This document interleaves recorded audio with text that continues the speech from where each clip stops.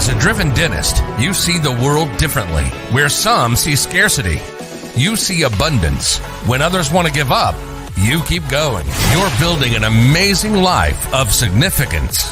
That means you can't rely on ordinary advice from ordinary advisors to get to your goals. You want advice that's going to help maximize your net worth so you can take even better care of the people you love, the causes you care about, and make your dent in the universe. But the fact is, this advice remains hidden because relatively few professionals are well versed in them, and the extremely affluent don't care to let you know about them. Join us as we pull back the curtain to reveal the often hidden advice and strategies used by today's most successful individuals and families. Welcome to Dental Wealth Nation. Here's your host, Tim McNeely. Welcome to another edition of Dental Wealth Nation. I am so excited that you are here today. We're going to be talking about something so important. Many of you have done a trust, you've done your estate plan, or maybe you're in the process of making one up now, and the attorney you're working with or the legal service, they're going to say, who do you want to be your trustee? And many times your eyes may go blank and you have no idea what to put there. Or you think, I'll put my son or my daughter or a family member and I'll bestow this great honor upon them. But we want to help you make some more educated choices about who a trustee is and what their roles are and their responsibilities. And by the time we finish today, you're going to know what an independent trustee is. And you're really going to have some insight into why that may be a great option for you. You're going to have a better understanding of really what the roles and responsibilities of a trustee are. But more importantly, you're going to feel confident when you're choosing a trustee for your own trust. And wow, am I excited. We've got Kevin Quinn here today. And Kevin, he is the co-founder and the president of the Independent Trustee Alliance. And the Independent Trustee Alliance is the only organization that's dedicated to the profession of being trustees. He's been a professional trustee for the past 9 years. And as we were talking before the show, he has an absolute passion for helping each family with their unique situation. There's certainly commonalities among all estate plans and all the planning that's done, but there's also very unique things. And that's what he enjoys so much about his work. And I'm just thrilled to have you here with us today, Kevin. Welcome to the show. Thanks, Tim. Appreciate you giving the time to talk with me about this. Yeah. So give me a little background on you and how did you get started? And, is in being a trustee and then, even with the Independent Trustee Alliance. Well, there's certainly, as a profession, this is not something that you would necessarily go to school to learn how to do. You don't go to college and get a degree in being a trustee. So I got into this actually through experiences within my own family. For my first career, if you will, I was a professional project manager, mostly in the IT world. But all during that time, I was trustee for some trusts within my family. My grandmother had started with some very forward-looking estate planning, went to my father, and then trickled down to me. And there were some hits and some misses along the way. But after my father passed away, I realized what I'd been doing within my own family, that there was a need for this for other families. And once I was dealing, with just my mother and her situation, I thought, there's other people like this out there that need this sort of help. So that's when I hung out my shingle, if you will, and said this is what I was really passionate about doing for the rest of my working life. And so that's how I got started in this. And along the way, I would really get three responses when I would talk with people about what I was doing. The first and the most common response was people would just look at me like I had 3 heads and 6 tails. They had no idea what I was talking about. The second response would be okay, I understand the words that came out of your mouth. Good luck with that.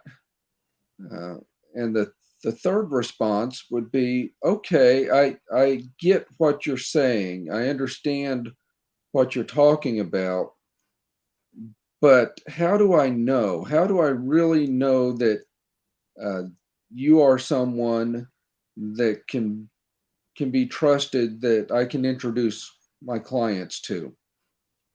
Um, so that's actually what precipitated then the creation of the Independent Trustee Alliance. That uh, there's really nothing that the states regulate as in this regard. California has the professional fiduciaries, um, but really other states do not. So, people would say legitimately, okay, well, you know, how do I know? How do I know? So that's when we formed the Independent Trustee Alliance, by which we said we don't have to wait for a bunch of legislatures in some state capital to say there needs to be some certification or anything like that. So we created our own certified independent trustee criteria, master certified independent trustee criteria. Uh, just said, those of us in this world, we can self-regulate. We know what's important. We know when somebody's doing the job and not doing the job, adhering to our standards of ethics and code of conduct. And so that has really helped raise this profession in the eyes of other professionals, that there is legitimacy, there is true legitimacy to what people like myself who work in this world are actually doing. Yeah. No, that's very fascinating. It's also fascinating that you mentioned project management and being a trustee. Those two are actually kind of closely related, aren't they? Very closely related. That was the easiest part of my um, transitioning into this world full time, was taking all those project management skills and just applying them in another arena, because very much so any trustee is at the hub of the wheel, uh, making the decisions and making sure other people involved, such as the financial advisors, CPAs, um, the beneficiaries, and so on, are all aware of the rules and doing what they need to do. And the rules for a trust are the trust document itself. Many are very similar, but each one can be unique unto itself. So uh, there's certainly variety in the trust themselves that the trustee has to be aware of. It's not a one size fits all. Yeah. Right. So we keep kind of tossing this word around, trustee. How would you actually define trustee? What's the actual definition of a trustee? Well, the trustee is legally a fiduciary with that very high fiduciary legal standard, uh, with the obligation to the trust and the beneficiaries of the trust. Uh, in the trust world, remember, the trustee in a trust document is named individually. All right, so I work as an individual. If Even if I had an LLC structure or something around me, once I'm trustee, I'm still going to be named individually in the trust document, which also means the trustee is the one person, if things go wrong, who's going to get sued. So an independent trustee has to be willing to accept that as a risk of the profession, that uh, you're the person that can get sued if somebody gets very unhappy with what's going on with their trust. Yeah. So really, a trustee is the person who's been charged with actually carrying out the instructions that are contained inside of the trust. Then. Precisely, and it's the person who has the legal obligation to carry out the instructions inside the trust. Uh, Number one, to be loyal to the trust itself. Uh, it's not. It's not what a lot of people uh, just assume because they've watched a lot of movies or read a lot of books that uh, my trustee is the person that I turn to and say, "Give me money," and it's like punching the ATM. I send a message, I make a phone call, and then money comes out the other side. It just doesn't work like that. As trustee has to make all decisions in light of what's best, not just for the beneficiary, but for the trust itself. Yeah. Now, how do most people find themselves actually in the role of trustee? Is this something they sign up for? Do they just get named in a trust by maybe parents or the rich uncle or aunt? Right? How do people typically find themselves in this role? I believe the majority of people who create a trust uh, sit with the attorney, and the attorney says, "Okay, we've created this wonderful trust. Now, who do you want to be trustee?" Many times, then the person creating the trust or persons creating the trust might um, roll their eyes or look at each other and say, "Oh, gee, I don't know. How about you know, how about Ned? Ned's our oldest kid, and uh, seems to be very responsible. So let's make him trustee."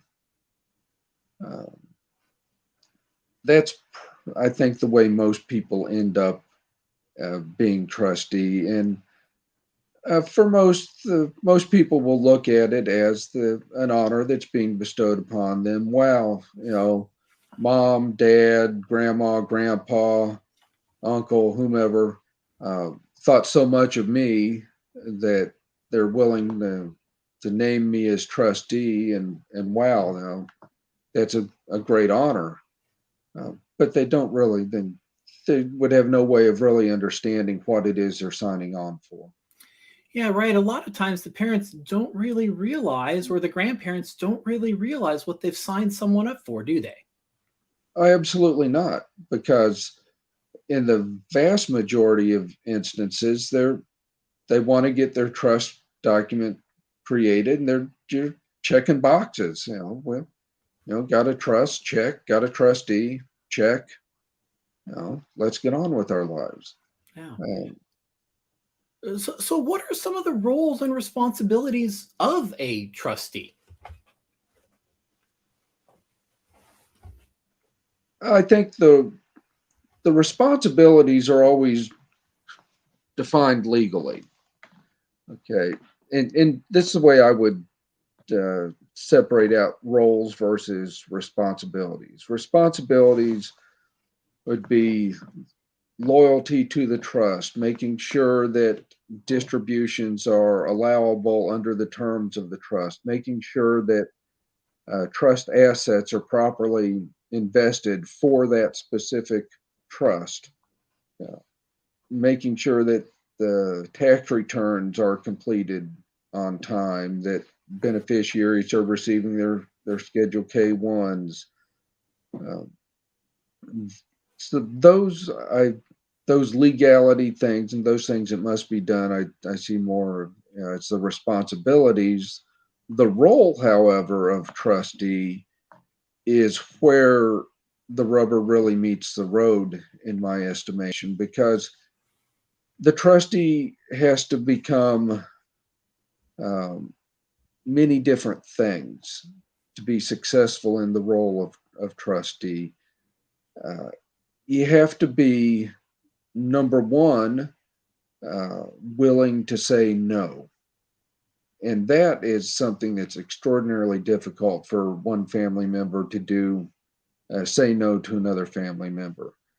Uh, it's also, that can go the other way within families where somebody says yes too often, and actually creates harm to the trust and the longevity of the trust. Roles can be counselor.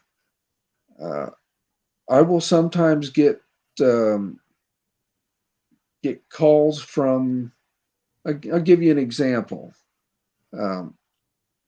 One Saturday night, about 8 o'clock on Saturday night, I got a phone call, and I knew it was from a beneficiary, and I knew she was somebody who struggled with life.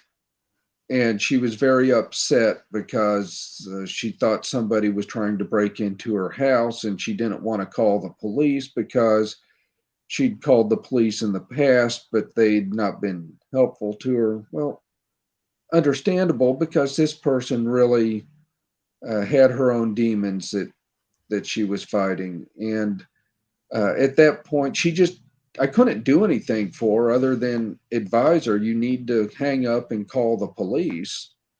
But she didn't have anybody that she could just talk to for 5 minutes and calm her down. So, that was somebody that I had to play the role of counselor for.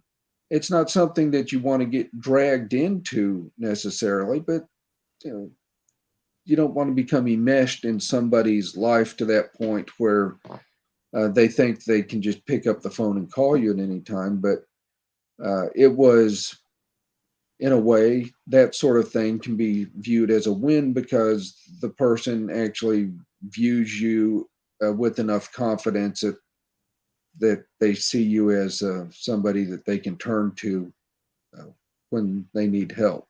Yeah.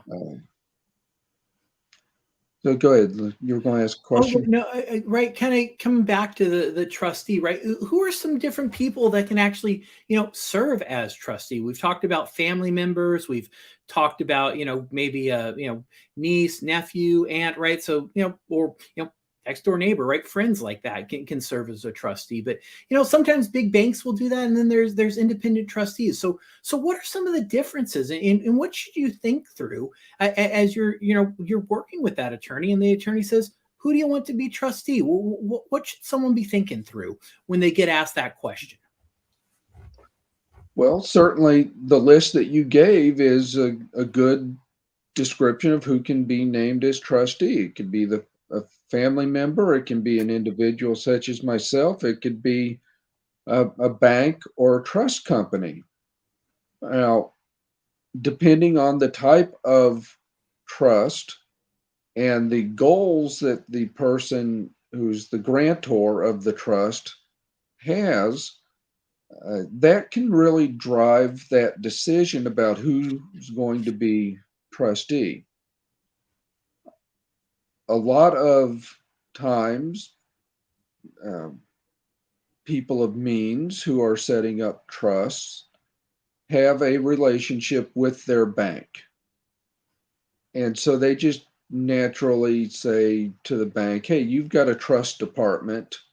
Will your trust department take this on and be trustee of this trust? We've been working together for 10, 15, 20, 30, 50 years, whatever. Okay, that can make a lot of sense. When you get into people who don't have that sort of long-term relationship with a bank and are setting up a trust, oftentimes they will go to a trust company and ask that trust company to serve as their trustee. Depending, if the trust isn't big enough, a trust company or bank's going to turn it down because they have minimum sizes that they will take on. Sometimes it's 5 million, sometimes 2 million. Some will go down as to 500,000. So many times people get surprised that the trust company or bank is not interested in serving as trustee on their trust. and that's where they might turn to a family member or somebody like myself.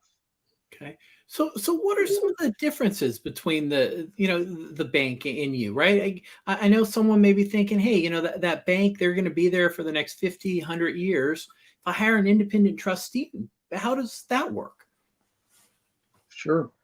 That's the reason a lot of people will turn first to a bank or a trust company is because, hey, this is longevity. They're here today, they're going to be here tomorrow. Uh,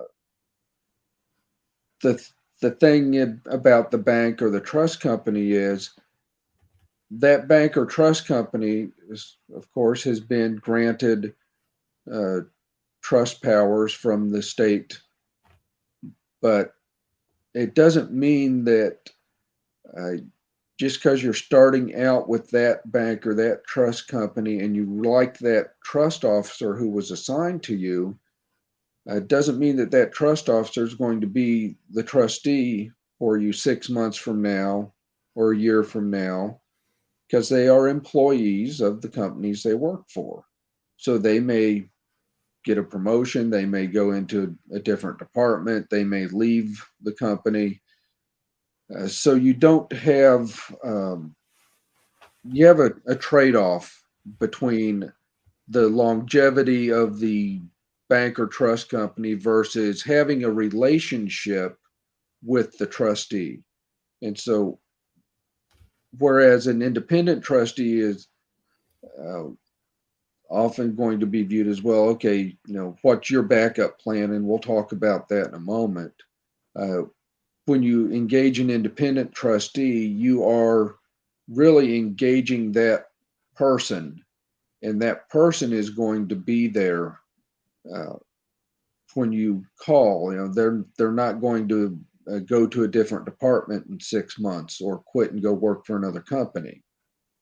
Right? So that's one big thing, is what sort of relationship do you want to have, not just with the trust company, but what sort of relationship do you want to have with the trustee? Um, Obviously, if you're going to a bank or trust company, well, if that trustee was there but it's not there now because they've gone to do something else, you have another trustee who's just slotted right in because they're part of that company. Whereas somebody like myself, the question is, well, what happens if I become incapacitated or if I get run over by a bus? And so that's where you're into the successor trustee planning. Oftentimes, on new trusts that I get involved with, uh, one way to answer that question is we'll write into the trust, if Kevin is incapacitated for so long, whatever time frame maybe, then the current president of the Independent Trustee Alliance can nominate a successor trustee from qualified members of the organization. Uh, and so that way we can at least get somebody through the hump, or the bump in the road, if you will. Now, how important is that relationship with the trustee? Does it matter? For most people, it really does matter. It really does. Um, because they, just like somebody who's working with a financial advisor. If you decide, hey, this is my person, this is my guy, this is my gal, uh, and I like them, uh, you'd be very upset if you hadn't had a need to talk to them for a month, and you reach out to them and find out, oh well, they're gone, they've left, they don't work here anymore. Well, heck, I liked that person, I trusted that person, I believed in that person. So it really is, I think, very important to have a good working relationship with a trustee that you like.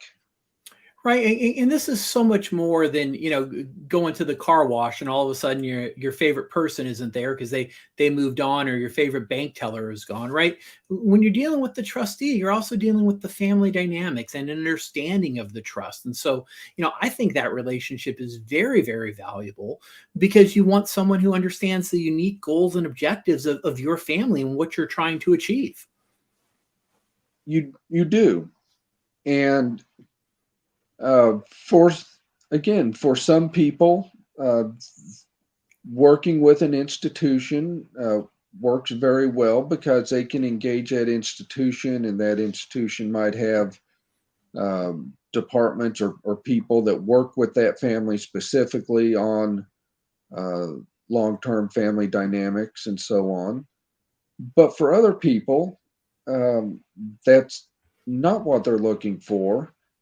Uh, give you an example. I was recently asked to look into maybe taking on a trust where an adult sibling had been left in charge of a new trust for another adult sibling. And after just a short time, realized, this is not what I do. Uh, and this is taking a lot of time. And I'm dealing with my sibling in ways that not only is it uh, becoming a strain on my relationship with that sibling, but it's actually becoming a strain on relations with my other siblings as well, who aren't very sympathetic to what I'm going through as trustee. Now, the independent trustee has the luxury of not being a member of the family, so can look at things a lot more dispassionately, and and say to somebody, no, this is not the purpose of this trust, uh, and I'm sorry that you're carrying this grudge that you've been carrying since you were 5 years old, but uh, it not it's not a leverage point that you're going to use against me as the independent trustee, because it means nothing to me. Whereas you may have been using that as that old grudge against your sibling when your sibling was trustee, because it really pushed the right buttons with that sibling. Yeah. So, at what point would someone consider bringing you in? And right, we're not just talking about family trust here. We could be talking about special needs trust, or we could be talking about charitable remainder trust, or different estate planning techniques, or charitable trust. Correct? I mean, there's a wide Yes. variety when we're talking about trust here. Yes. And many of the independent trustees that I know um, will work kind of what I'll call as a generalist. They'll take on multiple different types of trusts. I myself, that's how I work. I know other trustees who do not. I know trustees who will only take trusts that uh, contain businesses. They're very focused on that segment. I know trustees who will only do special needs trusts. I know others who wouldn't touch a special needs trust with a 10-foot pole. So within the overarching profession, there are just like there are in other professions, there are people who will specialize in one area and people who are more general. Yeah. And a trustee can be brought in at many points along the spectrum. It's actually very rare for me to be involved with something when it's first being established. Almost always I get brought in after something has been established, it's up and running, and then somebody finds out this is more work and more responsibility than I thought it was going to be. How do I how do I get off of this merry-go-round and give my seat to somebody else? Now, with that kind of responsibility and the load of responsibility, I know sometimes think, well, that's what the attorneys do. Is the attorneys do all that kind of stuff, but that's really not the case, is it? Interestingly, it more of a regional question that you brought up there, because many attorneys in some states, I think California, for instance, uh, will not serve as trustee. Uh, that's just, it's not what they will do. You get into the Northeast region of the United States, and it's very common for an attorney to serve as trustee. So um, I think that's just kind of interesting. That kind of depends on where you are. Okay. So let's say you're going through and you've decided, you know what, I do have a trust with some complexity, and I don't want to burden a family member with this, and I want to really look at bringing in either that corporate trustee or the independent trustee. What are some questions that we should be asking? What should we be looking at and considering as we're interviewing and talking to, or even finding a trustee to help us manage our wealth? Some of the things that you should be considering are: what sort of relationship do I want to have with my trustee? Oh, what sort of relationship do I have with my current advisors? And do I want to keep my current advisors or not?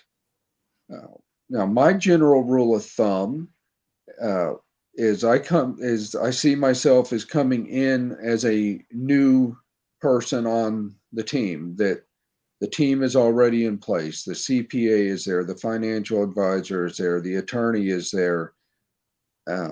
Maybe there's a family advisor there in place, and I'm just coming in as the newest member of the team.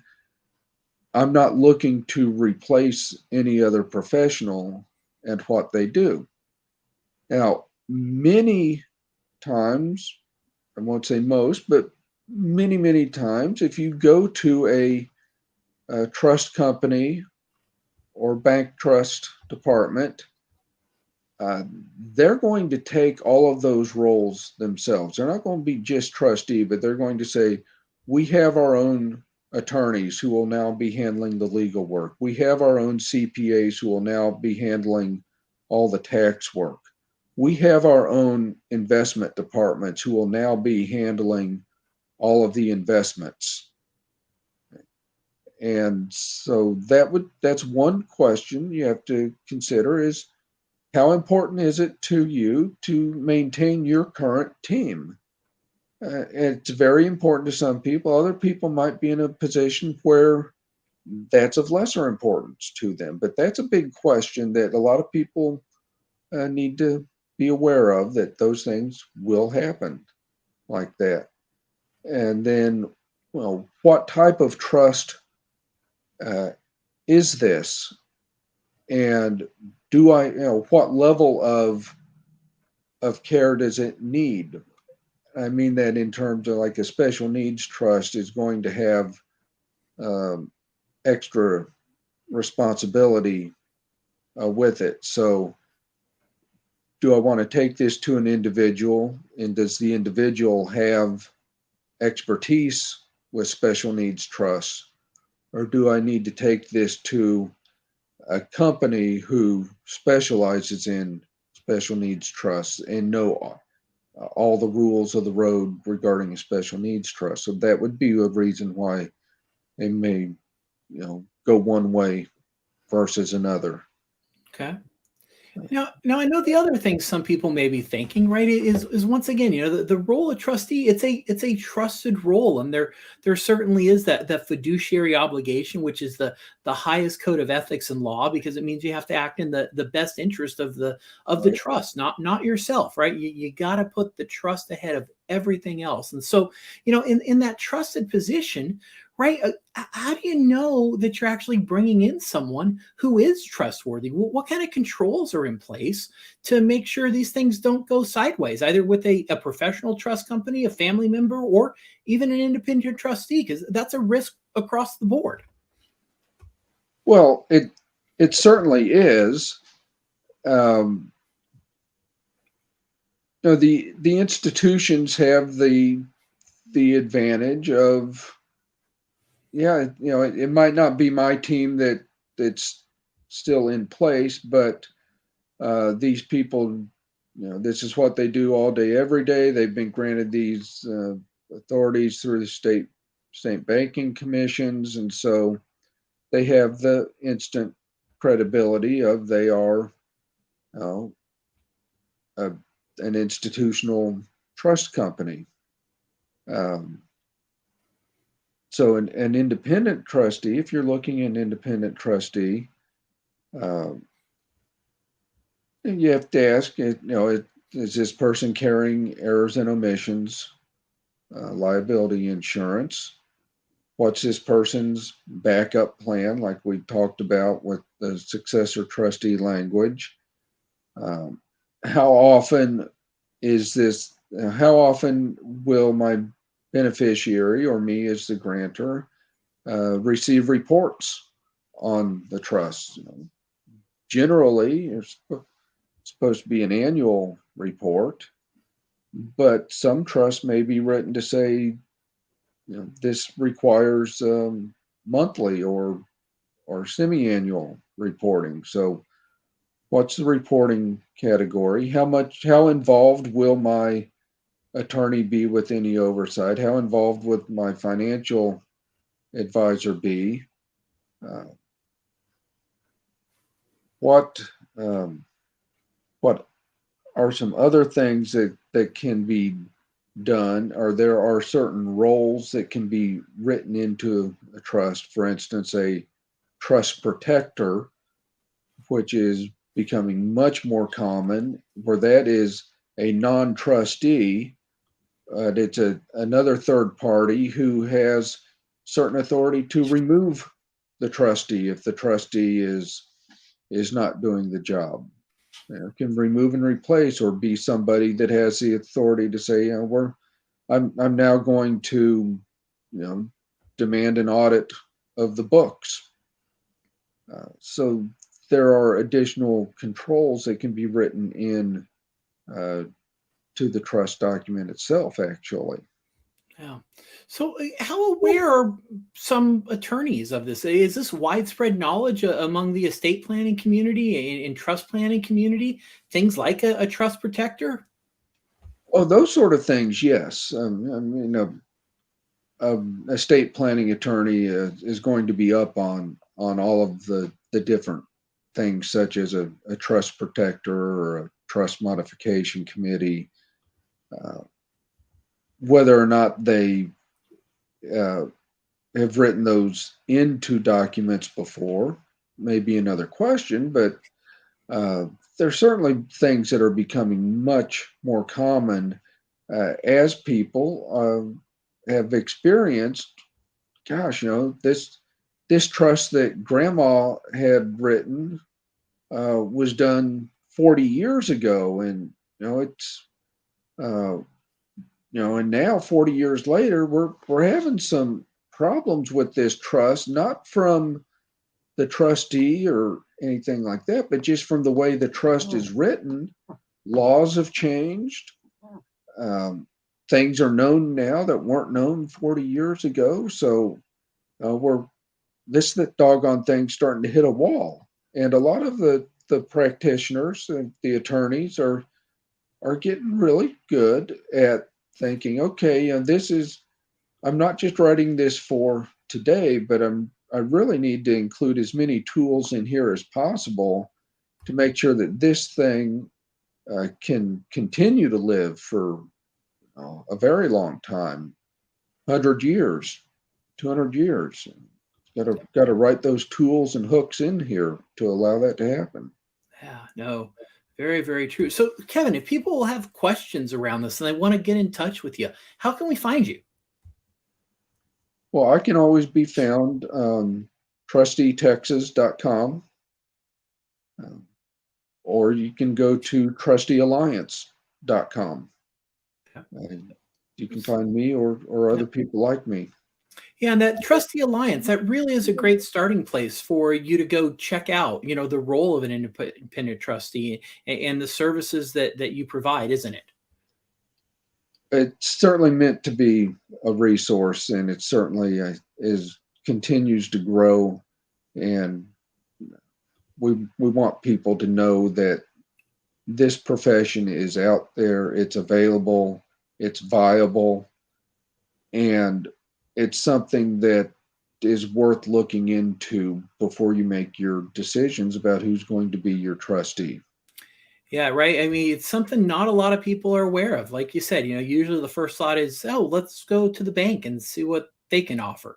Whereas, I'm a big fan of the independent world, because sometimes the larger companies, they got some conflicts of interest hidden here and there. Just not saying always, but that can creep up quite a bit. And so, well, absolutely. I'm a big fan of independence. Well, thank you. Well, obviously I am too. If you're going to a bank, make sure you get full disclosure on their fee schedule, because there'll be a lot of things in there. I've seen, for instance, if it's a trust that owns farmland, well, the bank's charging a fee every time that there's a crop harvested. They're charging a fee to sell the crop. Yep. Which most independent trustees aren't going to be that granular, no pun intended, about going down and wanting to charge fees like that. Yeah. Well, hey, Kevin, I know I certainly have a much better role of what an independent trustee is and why it may be a great option for me, and certainly have much more of an understanding of the role of what trustees do, and certainly have some additional confidence in choosing and making those choices. So any closing thoughts for us before we sign off? Selecting a trustee, there's a lot of good answers for people. Banks and trust companies have a tremendous role to play. They can be the right answer for a lot of people. For others, though, they need to understand that the independent trustee is a viable option, and we just need to continue to raise the awareness, both with the clients and with professionals, that this is something that is available and it's something worth looking into. Yeah. Well, hey, thank you for being here. Thank you for sharing so generously with us, and especially really pushing this profession forward, right? I'm a big fan also of professionals coming together and saying, we know how to regulate ourselves. We can set our own rules and we can play by them and hold ourselves accountable to a standard. So kudos to you for pushing the industry and this profession forward. And thank you for being an amazing guest. Well, thank you very much, Tim. Appreciate the kind words, and it was a pleasure to be here with you. Yeah. And to all our listeners, thank you again for tuning in. And I want you to walk away with more confidence when it comes to your plans and managing your wealth, right? We want to help you build an amazing life of significance and take care of those people you love, support the causes you care about, and really make that impact in the world. But to do that, you got to take action. It's not enough to just listen to these things. You got to take action. And if you take action on what you heard today, you're going to be able to make it a great day. Until then, we'll see you again soon here on Dental Wealth Nation. Thanks again, Kevin. You're welcome. You've been listening to Dental Wealth Nation. We hope you've gotten some useful and practical information from the show. Join us next time as we pull back the curtain to reveal the often hidden advice and strategies used by today's most successful individuals and families, and help maximize your net worth so you can take even better care of the people you love. Till next time, make sure to hit the website at dentalwealthnation.com.